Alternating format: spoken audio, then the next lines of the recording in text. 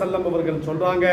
ஆகவே கண்ணியமிக்கவர்களே, யோகாவை விட சிறந்த ஒரு யோகா, அப்ப உடலுக்கு புத்துணர்ச்சி தரக்கூடியது, ஆன்மாவுக்கு புத்துணர்ச்சி தரக்கூடியது, சுவாசத்திற்கு புத்துணர்ச்சி தரக்கூடியது, அப்ப அறிவுக்கு புத்துணர்ச்சி தரக்கூடியது, அப்ப உயிருக்கு ஆன்மாவுக்கு புத்துணர்ச்சி தரக்கூடியது எல்லாமே தொழுகையில இருக்கிறது.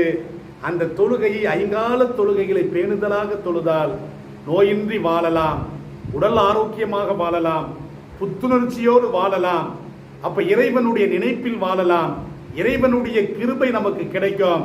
எனவே அப்படிப்பட்ட அந்த தொழுகைகளை இஸ்லாமிய ஆண்களும் பெண்களும் எங்கிருந்த போதிலும் இறைவனுக்காக வேண்டி கடமையான அந்த ஐங்கால தொழுகைகளை தொழுது இந்த உலகத்தில் உடல் ஆரோக்கியம் உள்ளவர்களாக, நமது ஆன்மா இறைவனோடு தொடர்புடையதாக்க, நமது சிந்தனை இறைவனை நினைக்கக்கூடியதாக, நமது சலவாத்து, நமது தஸ்பீகள், நமது ஒவ்வொரு மூச்சும் இறைவனாக அல்லாஹ்வாக இருப்பதற்கு தொழுகை ஒரு சிறந்த ஒரு முன்மாதிரியாக இருக்கிறது, ஒரு சிறந்த வணக்கமாக இருக்கிறது.